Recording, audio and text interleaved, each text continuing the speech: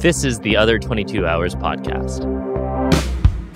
Hey, and welcome to this week's episode of the Other 22 Hours podcast. I'm your host, Aaron Shafer-Haiss. And I'm your host, Michaela Anne. And since this show is still in its infancy, if you are brand new, thank you for checking us out. And if you're a returning listener, thank you for coming back. Yeah, for those of you that are returning listeners, we love hearing your feedback. We read all the messages that we get. If you haven't yet, please consider taking 10 seconds to leave a rating on your platform of choice. These go a long way in getting new listeners to the show. And the more listeners we have, the more guests we have, the more ideas we can share back with our community. So please, it only takes about 10 seconds and go ahead and give us a rating right now. We're not your typical music promo show. We like to talk to artists in their off-cycle times. So we focus on the behind-the-scenes tools and routines they found helpful in staying inspired, creative, and sane while building a career around their art. Yeah, with so much that's outside of our control in the music business, we wanted to focus on what is within our control. So we decided to invite our friends and some of our favorite artists on to have conversations about all the other times outside of the public eye and ask them the question, what do you do to create sustainability in your life so that you can sustain your creativity? And today's guest is the incredibly talented Katie Pruitt. This is a special vacation edition of the Other 22 Hours. If you're watching on YouTube, you'll realize that Michaela and I are not sitting in our studio in Nashville. We're actually on vacation in Maine.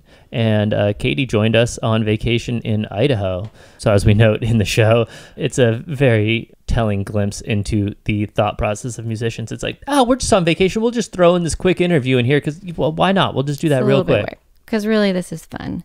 It was so fun to get to talk to Katie. We've known her for a little bit. I still remember the moment I heard Katie sing for the first time in a friend's living room, and I was in the kitchen and went, holy, what? Who is that? But Katie's an incredible singer, songwriter. She is an Americana Music Association nominated Emerging Act of the Year in 2020. She's been critically acclaimed by NPR and Rolling Stone. She's toured with people like Brandi Carlile, Rustin Kelly, Chris Stapleton, she said, Shakey Graves. And she does a lot of incredible songwriting about pulling from her life as growing up in a conservative Christian community in Georgia, coming out as a gay woman, and mental illness. She does a lot of work that is very vulnerable. Yeah, and she also has a podcast on that, recovering from a really religious upbringing, that's on Apple Podcasts. It's a really great show, really great conversations on there if you haven't checked it out. And kind of staying true to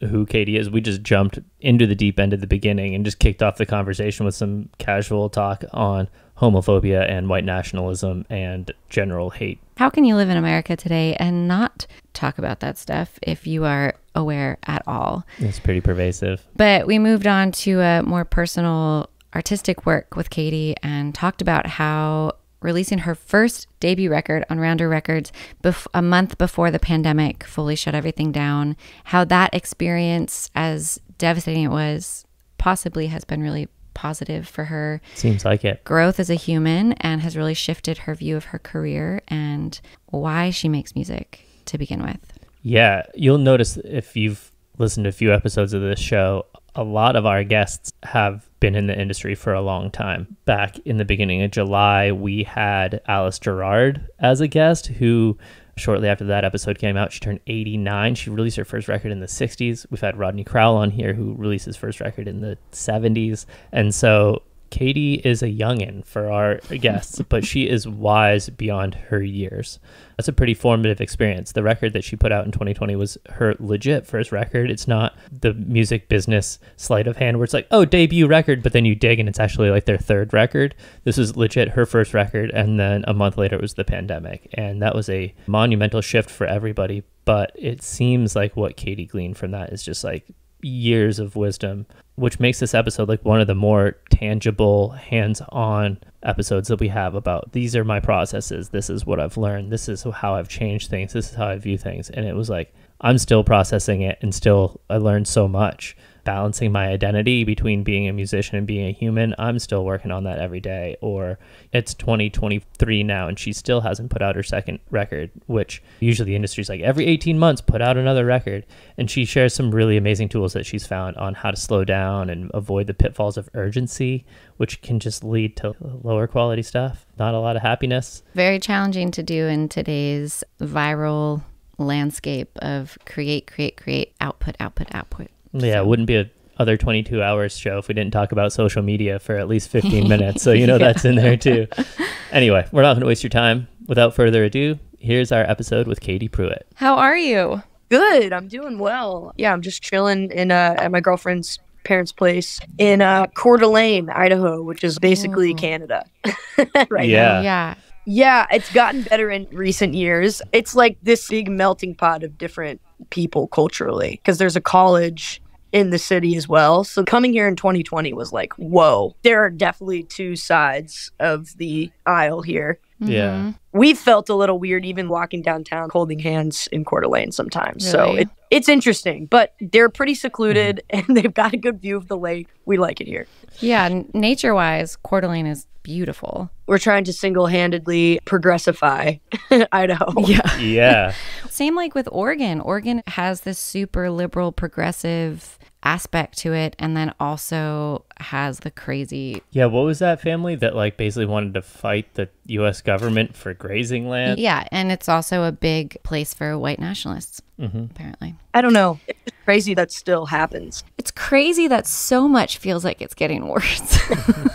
It's wild. I'm a little dark on things these days. I feel you. It's hard not to be sometimes. Dana and I were at a restaurant downtown Coeur d'Alene, and this was like a year or so ago. And we were there during Pride, during June. We're sitting at the bar. There's this table that was like decked out in rainbow gear and all this stuff. And we're like, oh.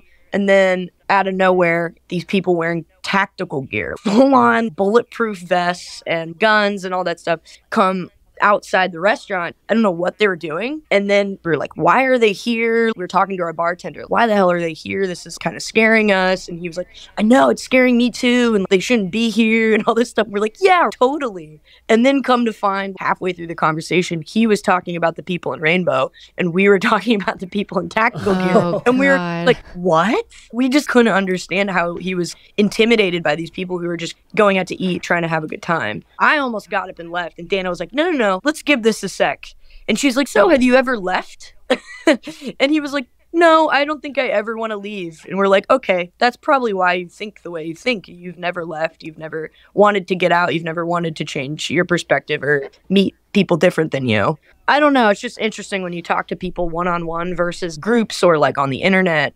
You're able to dig at least slightly deeper. And at the end, I think he realized we were a couple. And he was like, oh, not you guys. And we're like, why not us? We're the same. We're literally the same as them. If you're not disarmed by us, why are you disarmed by people in rainbow? And like, I have a fucking rainbow tattoo if you looked a little closer. It was so interesting. It's the idea of the other. And if the information that they've taken in is that particular other is threatening or scary, then that's what it is. And when they meet people who are part of the classification of the other, but they go against their ideas, it's like, you're an exception. You're a token, which I don't know. I think a lot about the psychology behind all of this stuff and stereotypes and hate and prejudice. And it's fascinating to me, like why for some people coming in with guns and tactical gear is not scary, but people who of the same gender and in a relationship with each other is scary. It's confusing to me, but it's confusing to them that we think it's confusing. Yeah. On paper, the nonviolent threat is scarier than the violent threat. The people with the guns, bro. Who are you talking about? That probably has to go deeper into what they've been taught. I mean, I think a lot of it goes back to Christian programming of this is scarier because this is what they think is a sin. So it's like a deep brain programming. No, totally. I see your point. And it's frustrating.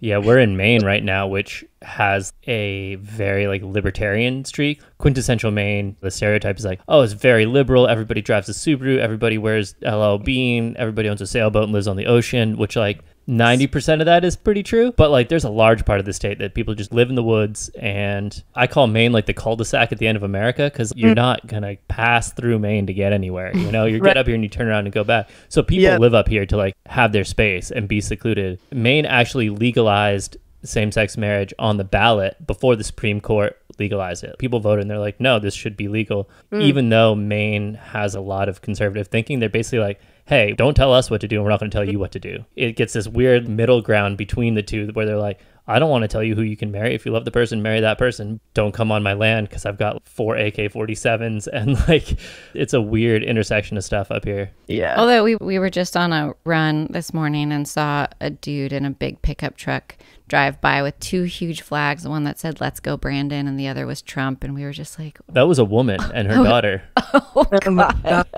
Yeah. Yeah. Anyways, a hodgepodge of stuff everywhere. Yeah.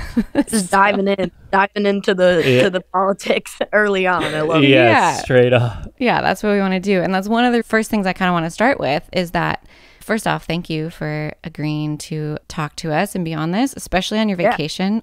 This is such a testament to also how musicians, like, we're both on vacation, but we're like, yeah, but let's do a podcast interview. Like, we're all never like completely off from work. The line is very blurry because also we like doing this stuff. But the premise of this podcast from the start, we're like, okay, we want to have people who've been in the music business for 10 plus years, who've put out a lot of records and kind of evolved through it. And you are our youngest artist, I think, so far that we've had.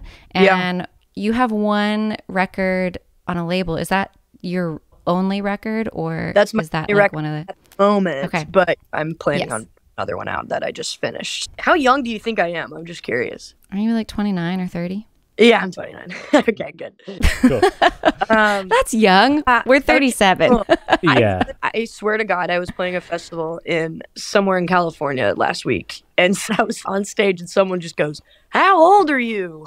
I was just like, Classic. I'm 12. What the fuck do you think? Old enough to have some life experience to sing about some shit. To put into context, the episode that came out this week was with Alice Gerard, who in 2 days is turning 89. So she's got a few years on you. Yeah. I've always gotten that too. I think since I've become a mother. Like, I recently had someone be like, you're not even 30? And I'm like, no, dude, I'm 37. They're like, what? But this is not to knock age or to say that if you're young, you don't have a lot of valuable things to contribute. The premise of it for us was this: when you're in the business of putting out records, the things you learn over time, nothing replaces the time. But one of the reasons we wanted to talk to you was because of, one, the things you talk about in your music and how much you share and the kind of things you're exploring. But also there's something to be said about an experience where your first record is on a label, you have a team of people, and you have instant business insertion into the industry. And from the outside looking in, looks like pretty quick growth and positive reception from the start, because that's a whole other bag of shit to deal with that can be complex. It was. And what made it even more complex was, so I assembled a team, I'd say starting in 2018. Agent, publisher, label, manager, all that stuff. Recorded the record in 19, released it February 22nd of 2020. Oh. No fucking clue. From that day, it was like, oh, cool, like this is gonna be great. We got everything, all our ducks in a row. I had poured my fucking heart and soul, my life into this first record, because your first record, you just get to cherry pick the best songs you've ever written in your life. Right. So that's the through line right there, is like, this is just my true, real experience. And also the fact that the record was called Expectations. I'm thinking like, okay, I'm expecting to go on a tour. I'm expecting all the things that everyone's been telling me are going to happen for a year. And then none of it happens. But it happens. It was like a two-sided coin. On one hand, I didn't get to physically in person, like really experience getting to go on my first headline tour as I'm releasing the record.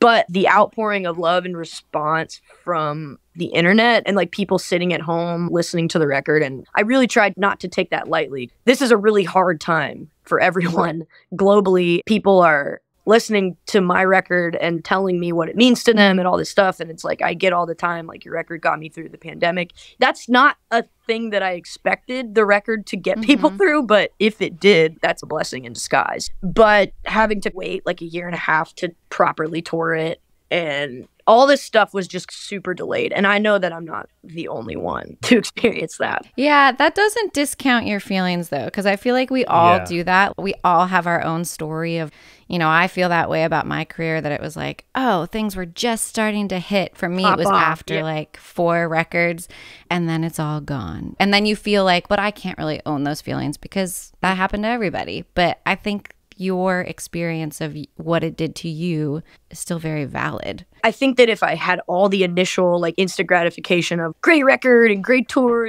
and I got to experience all that in person, I don't know. I think I'd be a different person, honestly, because I feel like it helped me really evaluate, why am I doing this? It's because it's affecting individuals and helping individuals just like it's helping me. It like almost made that record hit deeper for me and for people that got to finally see it live, that it meant something too. And then same with me in my own life. Took obviously time off like we all did. And I went camping with my girlfriend and my dog and just had to literally force myself, turn off the artist brain, like stop it, just be still, because we all have to. The discipline that it takes to just sit fucking still sometimes can teach you a lot if you're paying attention. So I think that time was really impactful for me as a person in my growth, sort of the way that I've approached the next phase too, of not rushing it. If the momentum dies for a second, it's fucking okay. You have to really pay attention to only what you're doing. Almost keep your blinders on and just be like, that's great for them, and genuinely be happy for other people's success and other people having a moment, because that's going to happen forever and ever. Focusing solely on how do I feel today? How do I put this in a little time capsule that's going to live past today? Did it take you a lot of work to get to that perspective? Yeah, I think it's ongoing for everybody. We live in such an output industry, and especially like living in Nashville itself. People Nashville you all the time, everywhere you go. So when's the record coming out? How's the tour? So where you been? So when are you going out next? The same questions over and over again, and it's never, hey, how's your dog?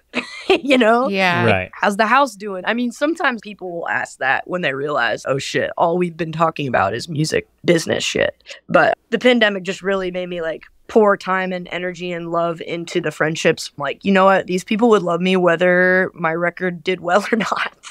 And those are the people I want to keep around. We were just talking. I feel constant pressure to be doing stuff all the time, even when I'm like spinning in circles. And so just to turn off and be here, I've deleted Instagram off my phone. And I feel the change in like 2 days of not taking in 1,000 pieces of information. It's just rapid fire information that creates chaos in my brain that I can't be calm. And we were sitting outside yesterday and I was like, it's funny because I think about that first year of the pandemic and I think it was one of the happiest times of my life because we went camping all the time. We went camping with friends. We went biking. We were like visiting my family outside. Like we were just living life. And all of our friends were also super present because nobody was touring. The friendships that were so present in my life at that time have fallen off because they've all jumped back in headfirst into their careers, and it's super consuming and hard to keep in touch. It's really made me think, oh, weird. There's things about this lifestyle, everyone just constantly on the go, building their careers and touring. Like there's things I strongly dislike. And the pandemic showed me that. The pandemic was the first time it was culturally acceptable to do nothing. So it's like if you were doing nothing, you have that internal voice being like, come on, say something or make something. It was accepted to like wait this out, ride this out. And I think that's why if you were in a place where you didn't have financial stress, which I was really lucky to have, and I know other people weren't, then you were able to just turn off your brain for a second. And it was also a very chaotic time, though, politically and all that stuff. So it was weird. But amping and all that was like, oh, cool. For us, it lasted 6 months, and then all sorts of crazy shit happened in our lives. But that little 6 months was really sweet. Yeah. It was like maybe 8 months. We got like 8 months in there. Yeah. It was good. So what are the things that you dislike besides the go, go, go aspect of it? Because, I mean, I probably agree with you.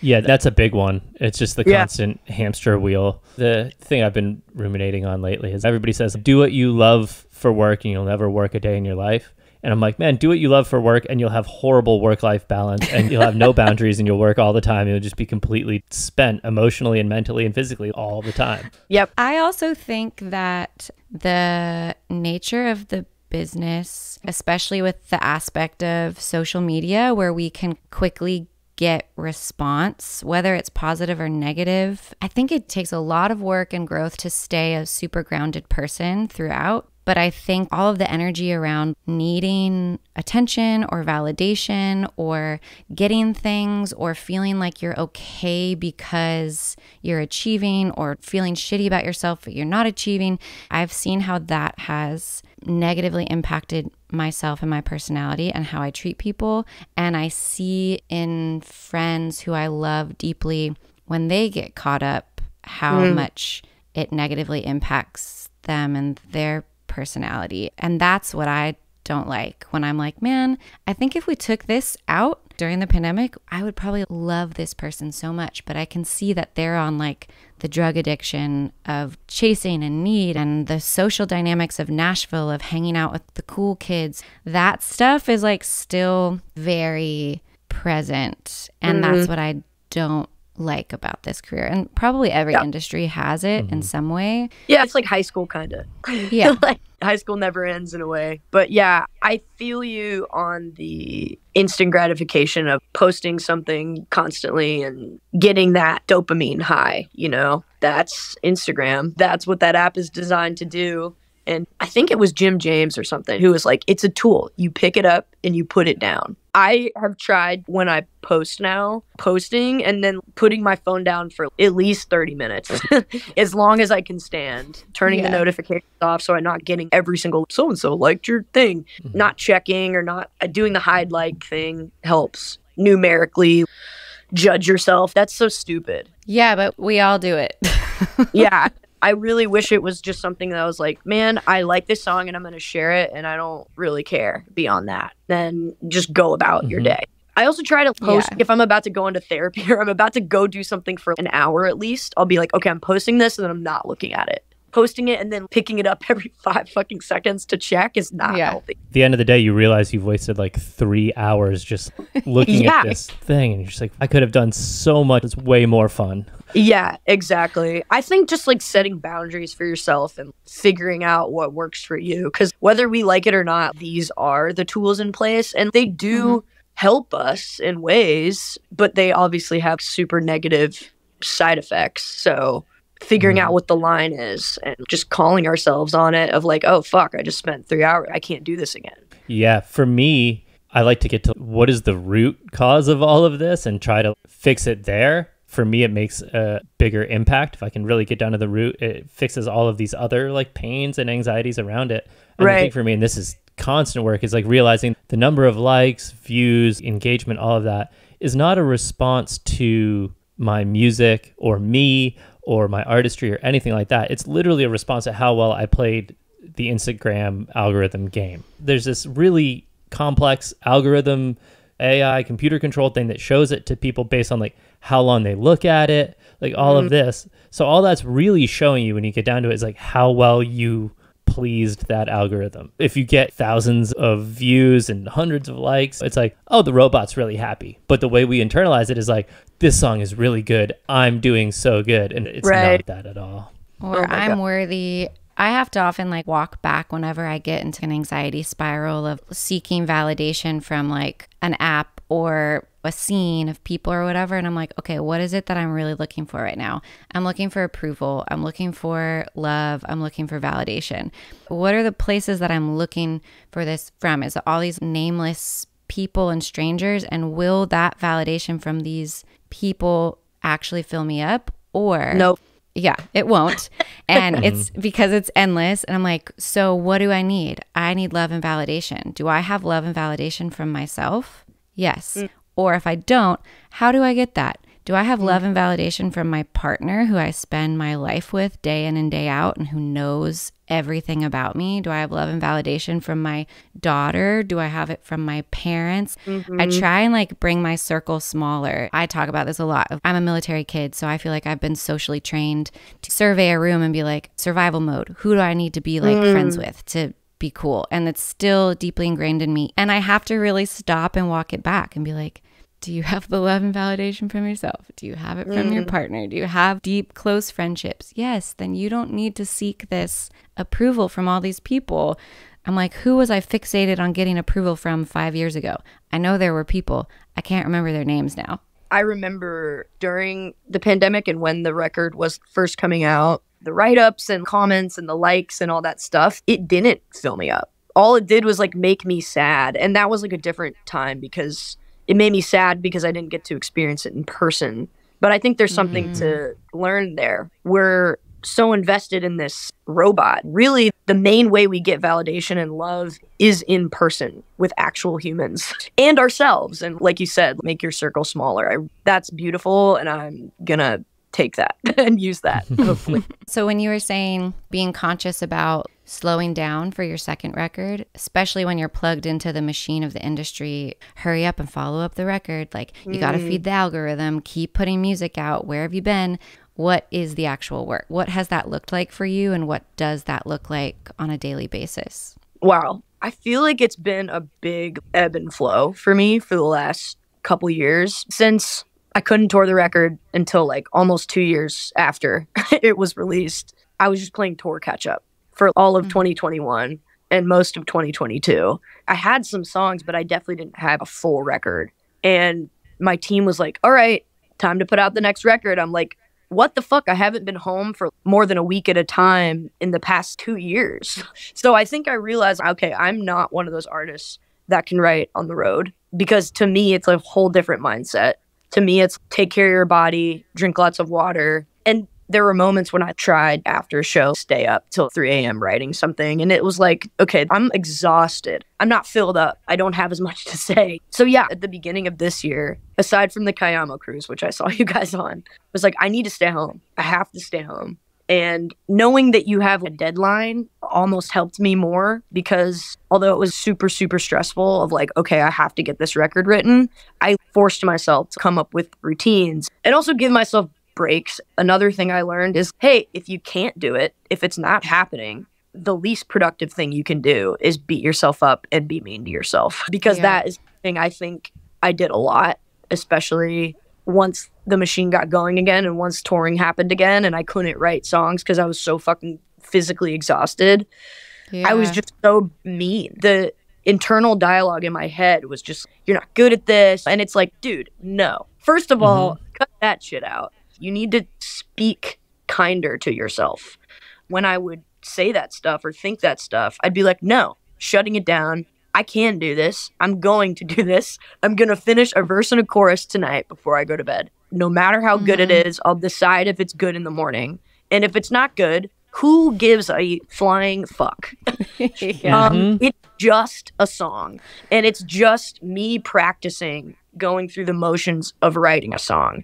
And God, I have to write 10 or more, probably 15 songs, honestly. At least 15 verse choruses before I get to something where I'm like, that's what I'm trying to do. So it really is a practice. And I've learned for myself, okay, I need to get into a day in, day out routine of writing. For these months, I'm going to be writing. And I'll go out and grab a beer with a friend or go walk with my dog in the park. Or, I obviously need to break it up with things because you can't be doing that all the time or you'll literally drive yourself crazy, which I've done. But honestly, I've been making a list of, 3 things I want to get done. Usually that includes write a song. And then the other 2 are like, I don't know, make yourself dinner, go on a walk, whatever, exercise. But like just keeping that list small instead of 15 things long, I think has helped me focus on what are the top things that I want to do today. And then it's, okay, cool, I can cross this off. Whether the song's good or not, I did it. And I'm going to wake up and I'm going to do it again tomorrow. And I'm probably going to use some of the language or thoughts or feelings that I pulled from that idea. I'll use it tomorrow. I gave myself a deadline at the beginning of this year, and I was like, I'm going to finish writing my record. And I've got 10 songs in the can, which I'm grateful for and I'm excited for. And I'm the type of person that's probably not going to stop pushing myself until my label's like, you got to stop and turn it in. So I'm continuing to write up here and just trying to see what else maybe pops up. But I think setting goals and setting deadlines for yourself, even though that seems rigid for a creative person, and an emotional person like me, I have to. I work really well on a deadline too. And you said so much great stuff in there. The one thing that comes to mind with like setting goals or setting like a small to-do list rather than just, you can brain dump everything that you need to do, but understand that's just like a pool of things to then make your daily list and pick a few things. I heard somebody the other day say that you can say as many affirmations as you want to yourself to build your confidence and build your self-esteem, but what really concretely builds your self-esteem and your confidence in yourself is an undeniable stack of evidence that you are who you say you are. So if you're like, I'm a songwriter, you write these songs every day. They might not be good, and that's fine. You're still writing songs. Whether it's just a verse, whether it's a stack of 30 different verses and like half of a chorus, you're still writing all this. This is still like your intellectual property, your creativity on paper. Like, I'm creating this. I can do this. I also think something that's helped me is to stop thinking that I'm a songwriter all the time. I'm only a songwriter when I'm writing songs. The other part of my life is being a girlfriend, being a good friend, showing up for people, calling my parents every now and then, being an older sister. Those are the other things in my life that I want to identify as and actually be present for, because so much of my early career, I was just not there. I would be with my friends and I would just be thinking about a song. And I still do this and I catch myself on it. I'm somewhere else in my mind, even though there's people around me and I could be drawing information and memories for writing a song, but I'm consumed and caught up in my head and I'm not there. I want to be here if I'm here. And I'm not only a songwriter. I'm so much more than that.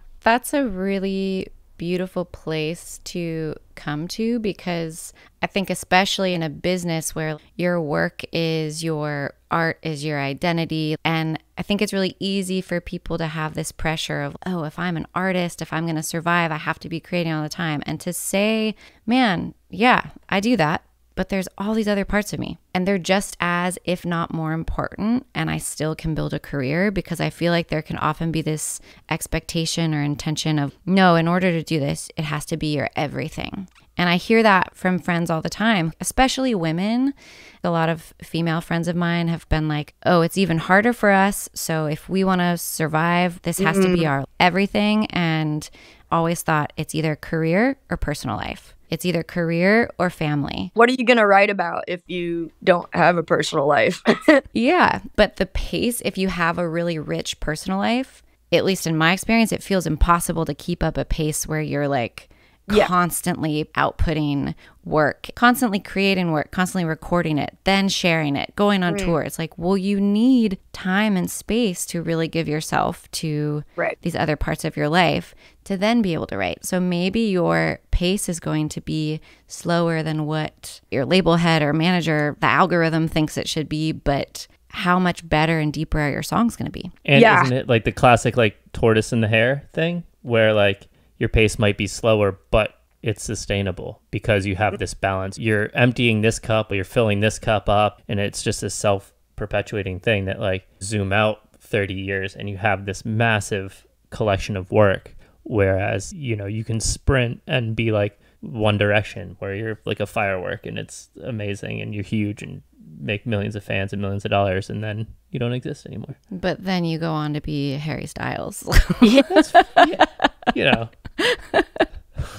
The pace that I want to go is exactly that. And obviously the pandemic, I think, set us all back in a lot of ways. Just time-wise, I think everybody's like, oh, we lost a year. We had all this time, but like everyone was processing something that was so we didn't expect to happen and no one knew how to deal with it. And it's been 3 years since I released a record. And I think that I've had to unlearn the urgency that society and the industry has put on me of like, hurry up, dude, it's been 3 years. Come on, what are you doing? Instead, be like, I'm doing it. I'm doing it at my own pace, and I am doing it, and I'm going to do it, and I'm going to put it out. Once it's out, nobody's going to be like, wow, it's 3 years? Like, instead of 2? Yeah. What the fuck? So yeah. My deep fandom is Iris DeMent. I love Iris DeMent so much, and she just put a new record out for the first time in, I don't know, decades, in her 60s, and she was like, I've read interviews with her where she's, I don't put out a record unless I feel like I really have something to say,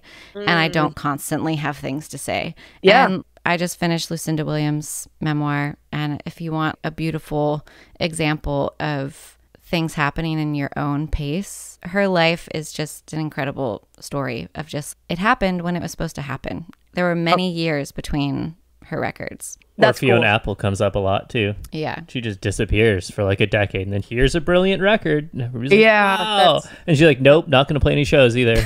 Yeah. It's just, there's so many different ways to do it. I'm friends with a lot of artists that TikTok is their main, like, gotta go viral. Mm-hmm. And one of my friends, they had a viral moment recently, and they were like, it's fucking exhausting, dude. I'm tired. And I'm like, yeah, no wonder, because it's a bow and arrow. When you're doing a full length, you're winding up all the way back for like a year and a half or 2 years, 3 years if you're me.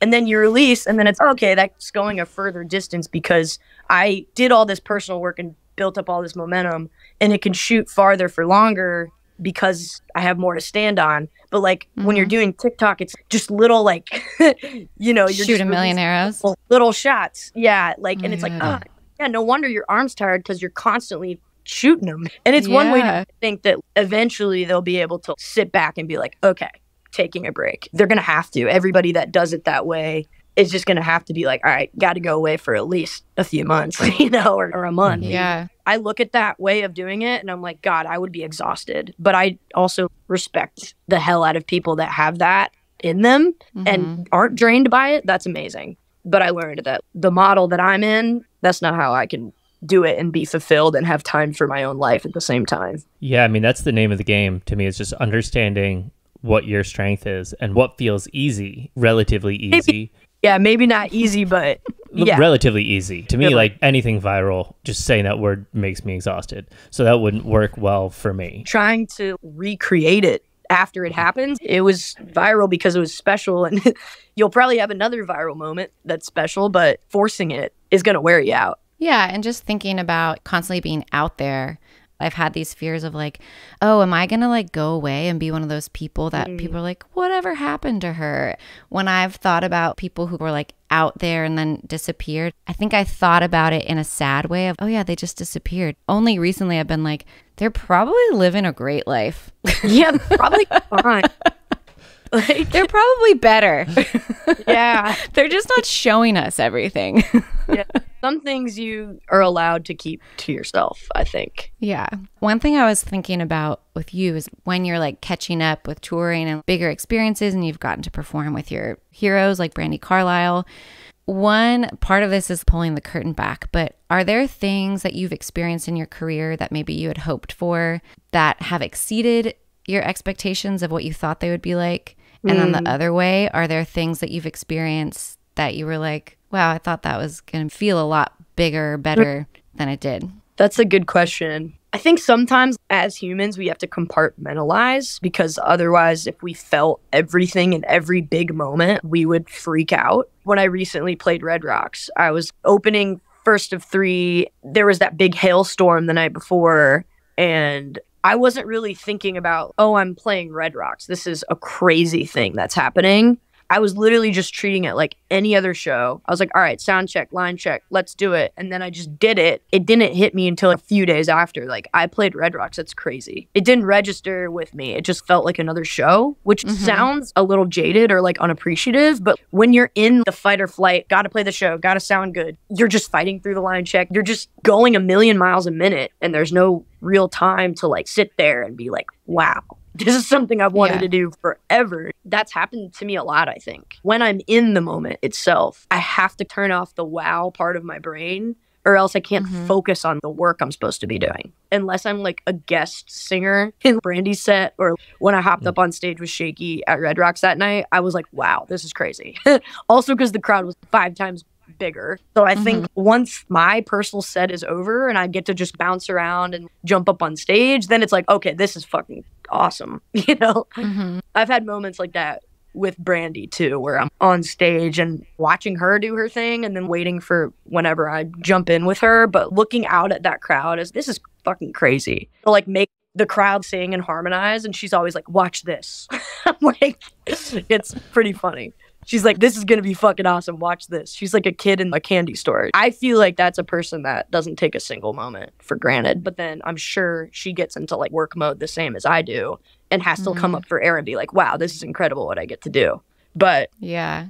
I think when you're so focused, sometimes you lose sight of the moment. Has there been a time when you've been like, oh, this is something I've been idealizing in my head, and then you like experience and you're like, okay. There's a Robin Williams quote where he like won an Academy Award, and he's like, the down from the Academy Award came literally the next morning. Wow. Just where you realize, oh, these things are just things. Yeah. For me, I'm less of a sideman now. I spend most of my time in the studio producing records and all, but for the large majority of my life, that was my goal. I want to play with bigger bands. I want to play arena shows. I want to do all this. And I got the opportunity in 2017, was out 2 weeks opening for the Dixie Chicks, playing arenas. It was a dream come true. You know, I was like, oh, this is amazing. Get to play big shows, get to do all of that. And it sucked. The band I was playing with was cool. We all got along really well. It was amazing to play in front of that many people and feel that energy. But like, you got to show up at like noon, and then you're just like in this hockey venue for like 8 hours, and you get 30 minutes on stage, maybe to line check. I'd rather play the basement, to be honest. A really sweaty, small room that sounds really good, and you feel the energy. Like, it just felt so disconnected that I was like, that is not anything I thought it was going to be whatsoever. I feel you. I guess I haven't played many. I've played a stadium once, but other than that, I've never played an arena thing. Arena thing. An arena. But I remember like being on Ears, because I hadn't been on Ears before, opening for Chris Stapleton and First of Four. You know, it's like, yeah, you get 20 minutes. And yeah, on Ears, I couldn't feel the crowd, but I was just like, I'm just going to rock the fuck out up here and hope that it translates. It's a crazy feeling being on Ears and being so far away from the crowd versus a basement, monitors, intimate room. You can hear everything. You can hear someone cough, you know? Yeah. I definitely think I probably prefer that way. I think that most artists, even Jason Isbell's like, I'm not playing Bridgestone. I'm going to play 6 nights at the Ryman. I'd rather do that and like feel like intimately connected with the crowd than be up on a big Jumbotron. I saw Jason Isbell tweet recently, 20 years ago, he told his booking agent that he wanted to be big enough to play arenas, but not ever play them. Yeah, and that's that was like... Yeah. I also don't enjoy going to arena shows as an audience member. It feels fake. I'd rather sit in my living room and just really turn up the record. I am an unabashed super fan of Shania Twain, and I saw her at Bridgestone, and I was like, this is such a bummer. Like, I want to see Shania Twain at the Ryman. And a fucking honky tonk. Yes. Yeah, exactly. Yeah. Back in the day. Yeah, exactly. Yeah, that's the thing about live music to me. It's such a unique art form. It happens right there in the moment, and it takes both sides. It takes both the artist and the audience. If you have a great artist and a shitty audience, the show's going to suck. And if you have a bad band and a great audience, the show's going to suck. You need both people to show up and do their thing, and it feels great. Yeah. Well, I wanted to ask, you talked about how you have discovered that you can't write on the road and that you really need to like designate space for yourself and take care of yourself. And a lot of your songs, at least on your first record, have been really vulnerable, exposing deep work. Have you found that the songwriting itself is the emotional work for you, or do you have to do other emotional work to be able to reveal, share, access that stuff in your songs? Definitely the second one. I have to like talk things out a lot to figure out how I feel about something. That's why talk therapy is so helpful. Honestly, for that first record, I had to go have conversations with my parents over and over again before a lot of those songs were able to happen. It was definitely a lot of work in my personal life to be able to say that stuff. And also to communicate to my parents, since so many songs were about them and my upbringing, like have this back and forth of, hey, this is how I felt at one point. It was definitely a process of talking to them and them opening up to me and me opening up to them for those songs to be able to exist. That's really interesting to hear. And this is why I love these conversations, because I feel like every writer and artist is so different. And every time I hear from somebody about their process that's different than mine, I'm like, oh, cool. And then when I hear people who I feel similar to, I'm like, oh, that makes me feel better. Yeah. Because I'm of that latter camp. I remember being on tour with the Wood Brothers. We were all getting to know each other, and I was telling Oliver and I was telling the whole band about my story of the last 2 years of my mom having a stroke when I was pregnant and becoming a mother. And they were just like, holy shit. And Oliver was like, man, I bet you've written so many songs though. And I was like, not a one. And I have felt, man, maybe there's something wrong with me that I can't. And I've only literally just 2 days ago wrote my first song about the whole thing. And now I'm like, oh, I've been doing extensive therapy and doing a lot of healing, and I've literally not been able to sit down and talk about that in song form. I can talk about it a lot in therapy or with friends or on the podcast and share like constantly. But when you put it into the form of a song and you're distilling it down to like a few words to encapsulate the magnitude of your experience, it's so much more vulnerable. I just have not been able to go near it. Well, I think that as songwriters and just people in general who are processing things, you have to like express it and explain it and talk about it in so many different ways before you can build up that backlog of language in your mind to emotionally connect with the experience. Because a lot of the time when really hard emotional things are going on, I shut off. I'm like, wait, nope, I'll think about this or cry about this later. Can't do it right now, you know? And I think you have to just talk about it in a lot of different ways before you can connect with the poetry aspect of it, because it really is like a different language. Yeah. I think that's a beautiful spot to call it and wrap this up. Sweet. Thanks for taking time out of your vacation to sit down with us for a while. Jumping in right from the start, talking about white nationalists and racism and homophobia and, you know. The whole can of worms. Thank you so much for giving us your time and being so open and honest. We really appreciate it. Of course. Thanks for having me, guys. Thank you for listening to this week's episode of the Other 22 Hours podcast. You can find more info on this episode, including links to things that we talked about, by going to theother22hours.com and clicking on episodes. Reviews go a long way in getting our show in front of more listeners. So if you enjoyed today's episode, please take a moment to go leave a quick review wherever you listen to podcasts. And we'll see you back here next week for another episode.